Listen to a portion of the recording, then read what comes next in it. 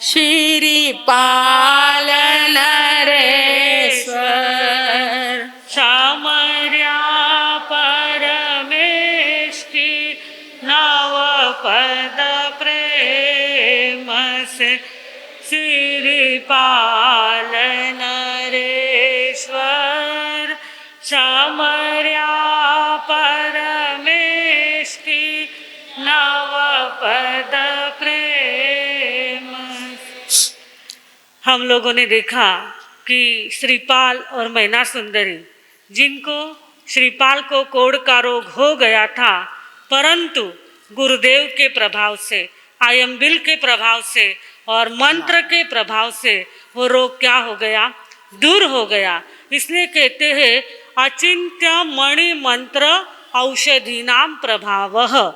मणि, मंत्र और औषधि, ये तीनों का जो प्रभाव होता है वो अचिंत्य होता है, जिसकी हम कल्पना भी नहीं कर सकते। ऐसे रोग उससे क्या हो जाते हैं, शांत हो जाते हैं, दूर हो जाते हैं। औषधि का प्रभाव आजकल तो हम देखते ही है, कैंसर जैसे रोग पर भी हमारी दवाई मात कर देती है, पर पहले ज़माने में औषधि के साथ मंत्र का जो प्रयोग होता था, उससे हमने देखा कि हमारे श्रीपाल जी के शरीर का कोढ़ रोग देखते देखते दूर हो गया। जो अशुभ कर्म होते हैं वो जप से नष्ट हो जाते हैं, और जो कर्म लूखे कर्म होते हैं वो हम थोड़ी धर्म साधना करते हैं, आराधना करते हैं, तो उससे हमारे लूखे कर्म क्षीण हो जाते हैं, नष्ट हो जाते हैं, और तुरंत उसका प्रभाव हमें देखने मिलता है कि श्रीपाल जी की काया कंचन जैसी चमकने लग गई। तो उनकी माता को भी क्या हो गया, आश्चर्य हो गया कि अरे ये कौन है। श्रीपाल की माता भी मिल गई, परंतु दूसरी बार जब वो गुरु के दर्शन को गए तो वहाँ पे क्या हो गया, मैना सुंदरी की माता भी दर्शन के लिए आई हुई थी, और उसने देखा कि मेरी पुत्री का विवाह तो एक कोढ़ी के साथ हुआ था और एक ये तो अच्छे पुरुष के साथ दिख रही है। उसके मन में क्रोध आने लग गया, वो रोने लग गई। तब श्रीपाल जी की माता ने कहा कि ये जो पुत्र है ये मेरा पुत्र है, और इसी को कोढ़ रोग हुआ था, पर मैना सुंदरी के तप जप और उसकी आत्मशक्ति के प्रभाव से ये रोग दूर हो गया है, इसलिए आप शंका मत करो। फिर मैना सुंदरी की माता ने अपने भाई के घर पे रहती थी, क्योंकि वो अपने पति से क्या हो गई थी, नाराज हो गई थी। पति का घर उसने छोड़ दिया था, अपने भाई के घर पे आके रहने लग गई थी। वो घर पे गई और अपने भाई को कहा कि देख हमारे मैना का कैसा चमत्कार हुआ है कि उसको दिया तो कोढ़ी के साथ था, पर उसके धर्म के प्रभाव से उसका कोढ़ रोग दूर हो गया है और उसकी काया तो कंचन जैसी हो गई है। ये बात जब मामा ने सुनी, श्रीपाल मैना सुंदरी के मामा ने सुनी, तो उसने कहा कि मेरी भांजी, मेरे भांजा जवाई और उनकी जो माता है वो ऐसे जंगल में रह रहे हैं, अनाथ जैसे रह रहे हैं। मेरा कर्तव्य है कि उनको मैं क्या करके लेके आऊँ, अपने घर पे लेके आऊँ। और फिर उनको क्या करते हैं, बड़े ठाट बाट के साथ गाते बजाते उनका महोत्सव करके उनको क्या करते हैं, पुण्य पाल भाने जवाई लायो घरे बधाई, स्वर्ग लोक सा सुख वहाँ माने रहे आनंद के माही। उसको इतना महोत्सव करके श्रीपाल और मैना सुंदरी को अपने घर पे बधा के लिया, उनको घर रहने के लिए दिया, और वहाँ पे जैसे स्वर्ग का सुख भोगते हैं वैसे श्रीपाल और मैना सुंदरी और कमलावती जो उनकी माता थी वो तीनों वहाँ पे रहने लग गए आनंद के साथ। और एक दिन क्या हुआ कि मैना सुंदरी और श्रीपाल झरोखे में बैठे हुए थे, बालकनी में बैठे हुए थे और झोपाले में झूल रहे थे। झोपाले में झूल रहे थे, आनंद के साथ बातें कर रहे थे। तो इतने में क्या हुआ कि उनके जो पिताजी हैं, मैना सुंदरी के जो पिता है, वो उसी गांव में दूसरे तरफ रहते थे। तो वो पिताजी वन विहार के लिए उसी रास्ते से हमेशा जाते थे, क्योंकि पत्नी ने घर छोड़ दिया था। अब बेटी तो चली गई थी और पत्नी ने घर छोड़ दिया था। तो वन विहार के लिए वो जहाँ उनका ससुराल था उसी गली से हमेशा गुजरते थे कि कभी न कभी रूप सुंदरी का चेहरा मुझे दिखने मिल जाए।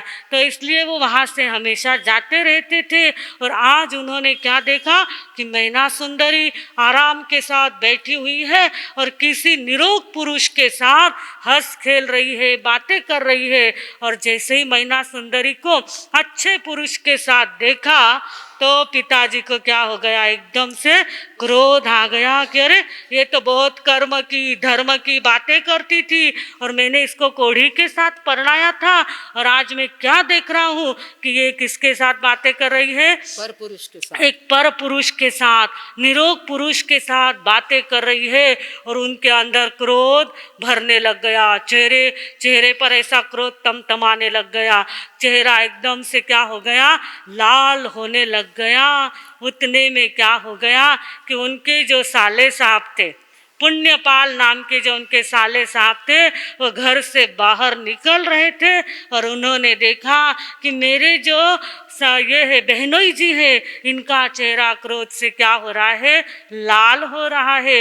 ये किसको देख रहे हैं, ऊपर मैना सुंदरी और श्रीपाल को देख रहे हैं और इनके अंदर क्रोध आ रहा है। अरे ये क्या हो गया। तुरंत वो उनके पास जाते हैं और कहते हैं कि शंका मत करो, क्रोध मत करो, पहले गलती कर चुके हो, अब तो गलती मत करो। जिस कोढ़ी के साथ तुमने मैना सुंदरी को परणाया था वही यह श्रीपाल है और उसी के साथ अपनी मैना सुंदरी बातें कर रही है। तो उसके पिताजी ने पूछा, मतलब बहनोई जी ने पूछा कि ये कैसा हो गया, मैंने देते समय तो इनको कोढ़ी को दिया था। तो कहा कि मैना सुंदरी का भाग्य ऐसा फला है, उसकी धर्म श्रद्धा, उसके कर्म ने ऐसा प्रभाव दिखाया है कि ये श्रीपाल का रोग क्या हो गया है, धर्म के प्रभाव से दूर हो गया है और इसके लिए आज वो स्वस्थ हो गए हैं। और वो जंगल में रहते थे तो उनको मैं अपने घर पे लेके आया हूँ और इस पे यहाँ पे उनको मैंने आश्रय दिया हुआ है। तो पिताजी को तो एकदम क्या हो गया, इतने दिन से याद ही आ रही थी, पत्नी की भी याद आ रही थी, बेटी की भी याद आ रही थी, और आज सबको एक साथ देखे तो उनके मन में इतना प्रेम उमड़ के आया। तो उन्होंने कहा कि बेटी मेरे घर पे रहेगी, अपने मामा के घर पे रहेगी नहीं, मैं अपनी बेटी को अपने घर पे ले जाना चाहता हूँ। तो मैना सुंदरी ने कहा कि जिस घर से आपने मुझे कोढ़ी के साथ रवाना किया था, एकदम से मेरे को द्वेष से, तिरस्कार से, घृणा से, क्रोध से अब मैं उस घर में ऐसे आने वाली नहीं हूँ।